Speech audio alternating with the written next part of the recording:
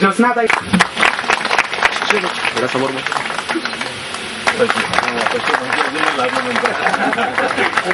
चांगली कारकीर्द साहेबांची. जिल्हा प्रमुख होतो तेव्हा बोंडे. आपण जयश्री विजय चोपडे, पारंबे आणि सौभाग्यवती वैशाली संजय व सौभाग्यवती राजश्री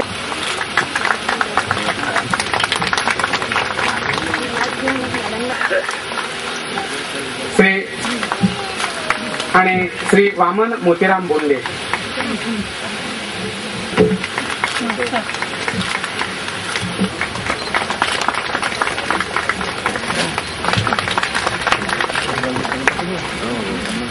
काही खडसे यांचं पुष्पगुच्छ देऊन स्वागत करावं. आपल्यामधील भातृभाव घेऊन चालायचा आहे आणि हा भातृभाव असा अतिशय विस्तारित करायचा, व्यापक करायचा आहे. सुरुवात आपल्या समाजापासून करायची आहे. म्हणून आपण या ठिकाणी जमलो आहे. ही भ्रातृ मंडळाची संकल्पना अशीच विस्तारित होत राहो अशा पद्धतीचं आवाहन मी या ठिकाणी करतो. आणि भ्रातृ मंडळ अमरावती येथील मंडळाचे सचिव आदरणीय श्री एजी बोंडे सर यांना विनंती करतो की त्यांनी या कार्यक्रमाचं प्रास्ताविक करावं.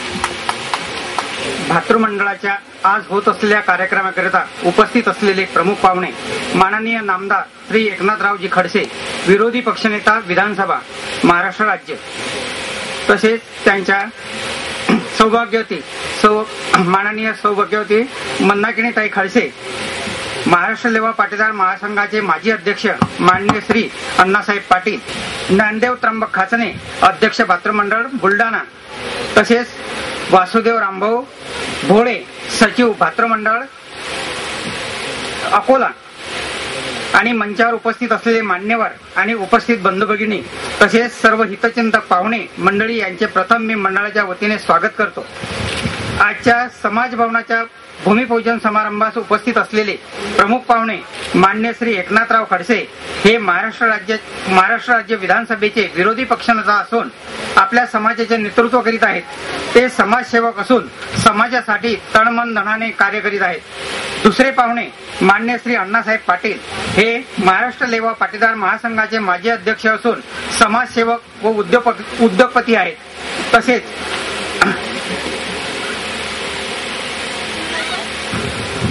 ही समाजसेवक असून समाजसेवक आहेत.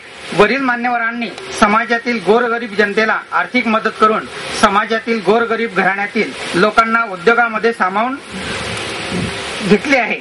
तसेच वरील सर्व मान्यवरांचे मंडळास मार्गदर्शन होण्याच्या दृष्टीने आजच्या कार्यक्रमाचे आयोजन भातृमंडळाने केलेले आहे. भातृमंडळाच्या स्थापनेपासून म्हणजे 1989 पासून आजपर्यंत मंडळाच्या वाटचालीविषयी सविस्तर माहिती माननीय अध्यक्ष श्री सोसो वारंबे हे आपल्या अध्यक्षीय भाषणातून देतीलच.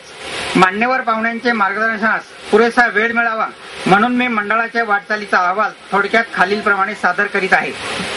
भातृमंडळ अमरावतीची स्थापना 1989 मध्ये झाली आहे. विद्यमान अध्यक्ष श्री सुसो वारंबे यांच्या अध्यक्षतेखाली कार्यकारिणीने एप्रिल 2009 पासून प्रभार स्वीकारला.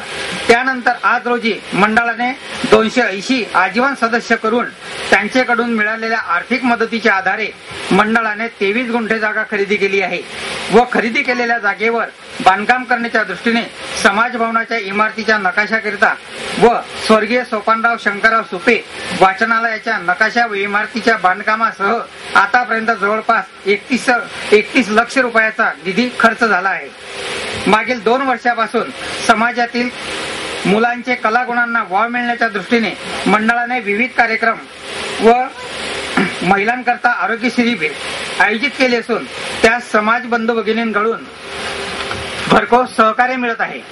चालू आर्थिक वर्षात मान्य आपले श्री सुपे कुटुंबियाकडून स्वर्गीय सोपानराव शंकरराव सुपे यांच्या स्मरणार्थ वाचनालयाचे बांधकाम करण्यास मंडळास आर्थिक मदत मिळाल्यामुळे वाचनालयाची इमारत उभी करता आली आहे. आजच्या समाज भवनाच्या भूमिपूजनानंतर समाज भवनाचे बांधकाम त्वरित पूर्ण होण्याच्या दृष्टीने मंडळास इमारत निधी देऊन बांधकाम पूर्ण करण्यास सहकार्य करावे असे मी मंडळाचा सचिव या नात्याने सर्व कार्यकारी मंडळातर्फे आपणास आवाहन करून मी माझे प्रास्ताविक पूर्ण करतो. ते माननीय एकनाथरावजी खडसे, विरोधी पक्षनेते विधानसभा महाराष्ट्र राज्य, माननीय सौ मंदाकिनीताई खडसे, तसेच महाराष्ट्र लेवा पाटीदार महासंघाचे माजी अध्यक्ष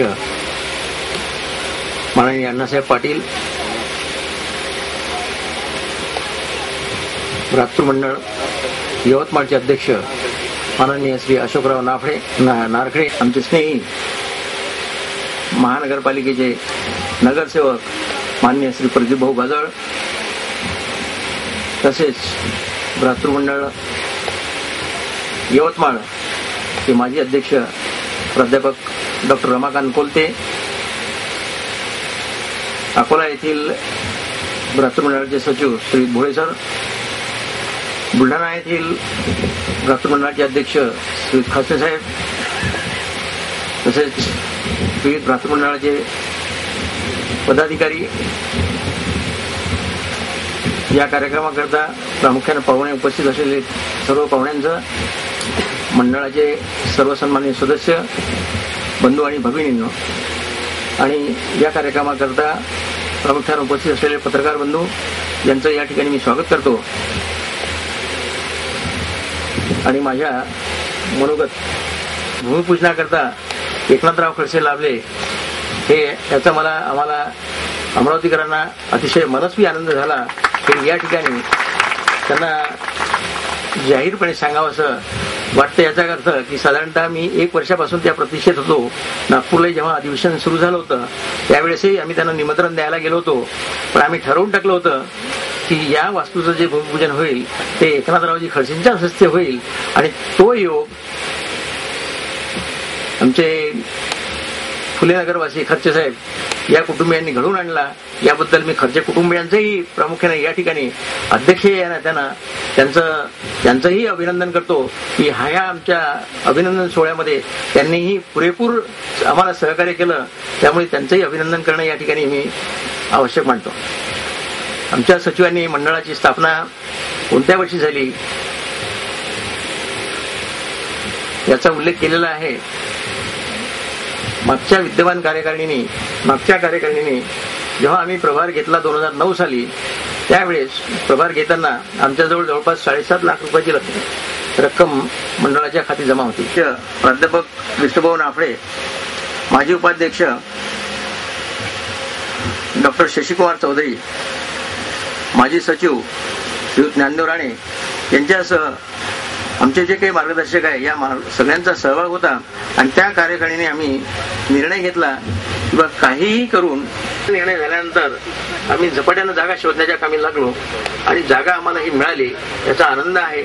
आणि ही जागा घेण्याकरता सर्व सदस्यांनी जे आम्हाला भरपूर सहकार्य केलं, अपेक्षा नसताना जे सहकार्य झालं ते सहकार्य हे अत्यंत मोलाचं राहील. कारण एवढं सहकार्य की 2 वर्षामध्ये आज आम्ही 31 लाख रुपये म्हणजे 7.5 लाख रुपये आमच्याकडे होते, त्याच्यामध्ये 24 लाख रुपयाचा निधी आम्ही जमा केला. आणि त्या निधीमध्ये आम्ही वाचनालयाची, जसं आता आमच्या सचिवांनी उल्लेख केला, किंवा स्वर्गीय सोपानराव शंकरराव सुपे यांच्या नावानं वाचनालय सुरू करायचं तर त्या कुटुंबियांनी आम्हाला जी मदत केली त्या मदतीमधूनच आम्ही ती वास्तू एवढ्या झपाट्यानं उभी करू शकलो. आणि या ठिकाणी मला सांगावं असं वाटतं की त्या वास्तूचंही उद्घाटन कदाचित जर आचारसंहिता नाही लागली तर पुन्हा आम्ही एकनाथरावजींना बोलवू त्या उद्घाटनाकरता, असं या ठिकाणी मी त्यांना विनंती करतो की जर आचारसंहिता नाही लागली आणि जर समजा आपला वेळ आम्ही घडवून आणू आणि त्या वास्तूचाही उद्घाटनाचा कार्यक्रम आम्ही डिसेंबरमध्येच घेण्याचा प्रयत्न करू. हे वास्तू घेत असताना, या वास्तूच्या याच्यामध्ये हे सगळं काम करत असताना आज जे भूमिपूजन होते आहे, या भूमिपूजनाचं साधारणतः फर्स्ट फ्लोअरला, ग्राउंड फ्लोअरला जवळपास 5,500 स्क्वेअर फुटाचं बांधकाम आहे. फर्स्ट फ्लोअरला 5,500 स्क्वेअर फुटाचं बांधकाम आहे. असं जवळपास 11,500-12,000 स्क्वेअर फुटाचं बांधकाम आहे. आणि हे बांधकाम करत असताना आजच्या अंदाजपत्रकानुसार साधारणतः याच्याकरता 1.5 कोटीचा खर्च आम्हाला अपेक्षित आहे. अंदाजपत्रक आमचे इंजिनियर कोलते साहेब यांच्या माध्यमातून आम्ही या सगळ्या गोष्टी साध्य करतो. परंतु आम्हाला जशी जागा घेताना किंवा हे सगळं आज आम्ही आमच्या समोर सादर केलेलं आहे. हे सादर करताना आम्हाला जो आनंद झाला तसाच हे वास्तू बांधतानाही आम्हाला निधी नक्कीच समाजाकडून आमचे हितचिंतक जे आहे त्या हितचिंतकाकडून आम्हाला निधी मिळेल अशी अपेक्षा नक्कीच आहे. आणि मला आत्मविश्वास आहे की जसं आम्ही हे वाचनालयाच्या इमारतीचं बांधकाम 6 महिन्यात केलं तसं आम्ही दीड वर्षामध्येही ही जी वास्तू आहे कम्युनिटी हॉलचं ग्राउंड फ्लोअरचं आणि 4th फ्लोअरचं काम हे दीड वर्षामध्ये आम्ही पूर्णत्वास नेऊ. आणि योग आमचा जो आहे तो योग जर असला तर त्या वास्तूचं उद्घाटन सुद्धा आम्ही एकनाथराव खडसेंच्याच हस्ते घेऊ असं या ठिकाणी मी त्यांना आश्वासित करतो. कारण काय असतं की मंडळाद्वारे किंवा अशा ट्रस्टद्वारे भरपूर आश्वासन दिले जातात किंवा आम्ही हे करू ते करू, पण आमचा संकल्प जो आहे तो संकल्प जो आम्ही घेतलेला आहे आमच्या कार्यकारिणीने. आणि खरोखर मला एवढा मनस्वी आनंद झाला की आमचे जे मार्गदर्शक आहेत नाफडे सर, डॉक्टर चौधरी, राणे साहेब आणि आमची विद्यमान कार्यकारिणी जी आहे या कार्यकारिणीने मला एवढा पाठिंबा दिला आणि एवढं सहकार्य दिलं की हे मला अपेक्षितही नव्हतं, मला स्वप्नही पडलं नव्हतं. परंतु हे मला स्वप्न पडायला लागले आता की आता जसं आपलं हे काम झालं तसं हे वास्तविक पूर्ण होईल. आणि याकरता निश्चितच हे आमचे मार्गदर्शक आणि कार्यकारिणी मला सहकार्य करून या बाबतीमध्ये उपकृत करतील अशी अपेक्षा आहे. नाव देण्याकरता कार्यकारिणीनं 25 लाख रुपयाचा ठराव पारित केला की साधारणतः जो 25 लाख रुपयाची इमारत निधी देईल त्यांचे जे नाव देतील सांगतील ते नाव आपण सभागृहात द्यायचं असा एक ठरावही झालेला आहे. आणि त्याच्यानंतर सभागृह जे राहणार आहे त्या सभागृहामध्ये जसे विद्यापीठाच्या दीक्षांत सभागृहामध्ये कुलगुरूंचे तैलचित्र लागतात तसे आपल्या या सभागृहाच्या समाज भवनाच्या सभागृहामध्ये तैलचित्र लावण्याचाही निर्णय कार्यकारिणीने घेतलेला आहे. आणि जो 2.5 लाखाचा निधी देईल त्याचं तैलचित्र एकसारखेच तैलचित्र या सभागृहामध्ये लागतील. या ठिकाणी जे काही माझ्या समोर नावं आलेले आहेत सध्या ते नावांचा उहापोह मी या ठिकाणी करणार नाही, परंतु नक्कीच पुढच्या जेव्हा उद्घाटन होईल त्या उद्घाटनाच्या वेळेस 4-5 फोटो तुम्हाला तिथे लागलेले दिसतील असं या ठिकाणी मला. आणि एकनाथरावजी खडसे या ठिकाणी आलेले आहेत यांच्या मार्गदर्शनाकरता वेळ मिळावा आणि त्यांच्या मार्गदर्शनातून आपल्याला मार्ग निघेल अशी अपेक्षा आहे. त्यांना भरपूर वेळ मिळावा याकरता या ठिकाणी मी माझं भाषण आटोपत घेतो आणि सर्वांना मंचावरील उपस्थित सर्व या कार्यक्रमाला उपस्थित असलेल्या सगळ्यांना विनंती करतो की हे जे आमचं भव्य दिव्य काम होणार आहे या कामाकरता आपापल्या परीनं मंडळाला आर्थिक सहकार्य इमारती निधीच्या माध्यमातून आर्थिक सहकार्य करून मंडळाला हे बांधकाम पूर्ण करण्याकरता सहकार्य करावं आणि हे पूर्णत्वास येण्याकरताही सहकार्य राहील अशी विनंती करतो. आणि मी माझं मनोगत या ठिकाणी थांबवतो. सुप्रियाताई उद्योगपती आणि महाराष्ट्र लेवा पाटीदार महासंघाचे अध्यक्ष माजी अध्यक्ष अण्णासाहेब पाटील, मंचावरील उपस्थित मान्यवर आणि या मातृमंडळाचे अध्यक्ष सुरेश भारांबे, माजी अध्यक्ष श्री नाफडे साहेब, कार्यकारिणी सदस्य आणि विविध ठिकाणून आलेले मातृमंडळाचे पदाधिकारी, उपस्थित बंधू भगिनींनो.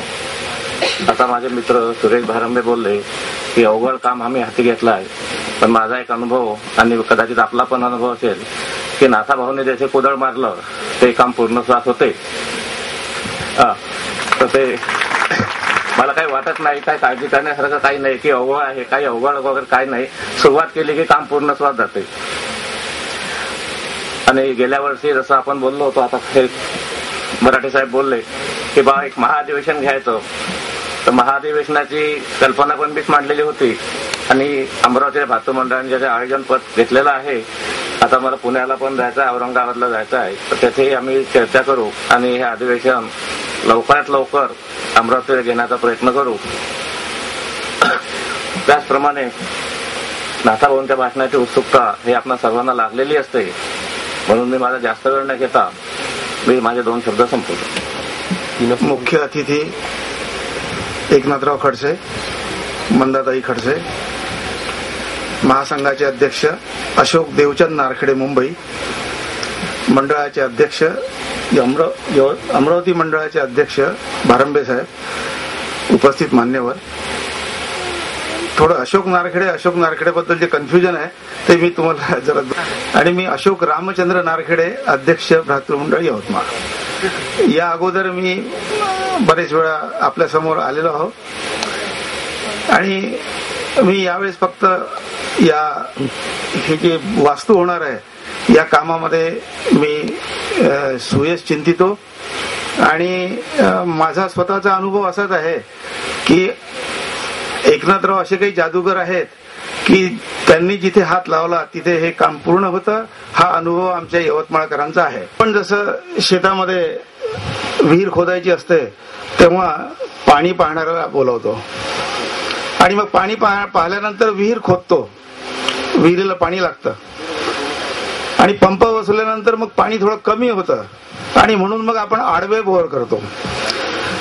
तर हे समाजामध्ये अशी बरीच मंडळी आहे की त्यांना द्यायचं असते आणि हा अनुभव आमचा आहे, यवतमाळकरांचा अनुभव आहे. आम्ही तर संख्येने फार लहान आहोत, तिथे 70-80 कुटुंब आहे आणि याच मोहिमेअंतर्गत आम्ही लोक शोधले. इव्हन मी तर असं म्हणेन आम्ही सुद्धा परदेशातून अमेरिकेतून पैसे आणले आणि मी भारंबे साहेबांना हेच म्हणेन की तो सुद्धा एक मार्ग आहे की आपले जे नातेवाईक परदेशामध्ये आहे त्यांच्याशी कॉन्टॅक्ट करून त्यांना कन्व्हिन्स करून ते सुद्धा आपल्याला मदत करू शकतात केला. आणि त्यावेळेस एकनाथराव खडसे होते आणि जेव्हा आम्ही तिथे आवाहन केलं लोकांना तर त्यावेळेस 1.5 लाख रुपयाची मदत ताबडतोब त्या मुलीला मिळाली आणि खडसे साहेबांनी असं म्हटलं होतं की यानंतर तू काळजी करू नको, मी सर्व खर्च करणार. आणि ते शब्दाला जागले. मला इथे सांगायचं आहे ते की ती जेव्हा जपानमध्ये कॉमनवेल्थला तिने फॉर्म भरला तर 1.25 लाख रुपये साहेबांनी दिले.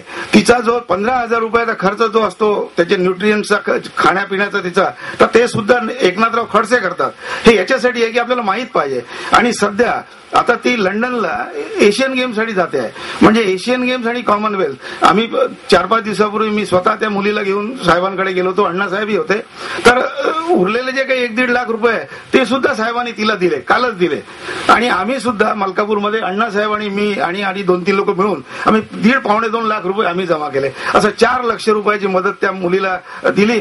आणि त्याच्या मागे फक्त एकनाथराव खडसे आहे म्हणून ती मुलगी आपल्या समाजाची इंटरनॅशनल लेव्हलला पोहोचलेली आहे. हे तुम्हाला माहितीसाठी मी सांगतोय. आणि 2012 साली ऑलिम्पिक आहे आणि त्याच्यामध्ये सुद्धा तिचा नंबर लागेल. आणि मी फक्त इथे जी दानशूर मंडळी आहे त्यांच्या फक्त कानावर टाकतोय की हे लक्षात असू द्या, एखाद्या वेळेस ती मुलगी इथे अमरावतीला येऊ शकते. मदतीसाठी आपल्याला लागेल तशी मदत करावी.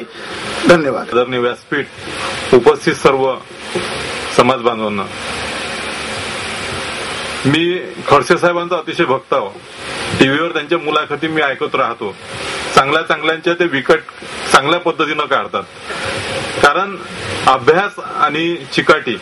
खडसे साहेबांच्या बाबतीत मी एवढंच सांगतो की युती शासनामध्ये खऱ्या अर्थानं पाटबंधारे खात्याला न्याय विदर्भात दिला असेल तर आदरणीय खडसे साहेबांनी दिला. तेवढं काम आजपर्यंत महाराष्ट्रात जलसिंचनाचं शेतकऱ्यांसाठी जे झालेलं आहे ते कोणीही करू शकलं नाही. ही मोठी पावती आहे. आणि सत्ताधारी पक्षाला वेटीस धरणारे, त्यांना सत्तेचा माज उतरणारे आदरणीय दादा या ठिकाणी आलेत. या ठिकाणी मी दादा एवढंच सांगतो की या सर्वांचं माझ्यावर अतिशय सुरुवातपासून विद्यार्थी जीवनापासून प्रेम आहे. आम्ही कसे मिसळलो या मिरचीच्या भाजीत हे अजूनही मला काही अजून तपास लागला नाही. आणि आता मिरचीच्या भाजीशिवाय जमत नाही. महिन्यातून एकदा खावंच वाटते आहे इकडे. आणि दुसरी गोष्ट, आदरणीय आमचे अध्यक्ष भारंबे साहेबांनी अतिशय चांगलं कॉम्बिनेशन ठेवलेलं आहे. याचं पालकत्व आता आमच्याकडे येणार आहे. मी पहिले बाजूच्या वार्डात होतो आणि इथं विरोधी पक्षाचा जो निवडून येणारा, कदाचित समजा आम्ही आता दोघं निवडणूक लढणार आहोत, ते जरी निवडून आले माझ्या विरोधात असणारे तरी त्यांच्याकडे हे पालकत्व राहणार आहे. त्यांच्याशी तेवढेच चांगले संबंध आदरणीय भारंबे साहेबांचे आणि माझेही आहे. म्हणून आमच्या दोघांपैकी कोणी निवडून आलं तरी याचं पालकत्व आमच्याकडे राहणार आहे. हे अतिशय चांगली गोष्ट आहे. त्यांनी या ठिकाणी असणारे नगरसेवक प्रशांतजी डवरे आणि आम्ही सामुदायिक या संस्थेला मदत केलेली आहे, पुढेही करणार आहोत. आणि ते स्वतः मला बरेचदा साईडवर सुद्धा त्यांनी आणलं. एवढं आपुलकीचं वातावरण या मंडळांनी केलेलं आहे. मी या ठिकाणी सगळ्यांना शुभेच्छा देतो. माननीय आदरणीय खडसे साहेब इथं आलेत. मी त्यांचं या आमच्या अमरावती नगरीत पुन्हा त्यांचं स्वागत करतो. त्यांचं या ठिकाणी आल्याबद्दल अभिनंदन करतो. आणि आयोजकांनी भातृमंडळाचा कार्यक्रम भूमिपूजन समारंभ की ज्या भूमीचं अनेक वर्षापासून आपण चिंतन करतो आहे, त्या भूमिपूजनाकरता आपले विरोधी पक्ष नेते एकनाथराव खडसे हे लाभले आहेत. आजच्या या कार्यक्रमाकरता बऱ्याचशा भातृमंडळाकडून प्रतिनिधित्व करणारी अध्यक्ष किंवा सचिव इथे उपलब्ध झालेले आहेत. मुख्यतः महाराष्ट्र लेवा पाटीदार महासंघ, मी जरी माजी असलो तरी आज अध्यक्ष श्री अशोक नारखडे हे मुंबईला असतात. अशोक नारखडे यवतमाळलाही वेगळे आहेत. त्यांनी तर यवतमाळचं भातृमंडळ नंदनवन करून दिलेलं आहे.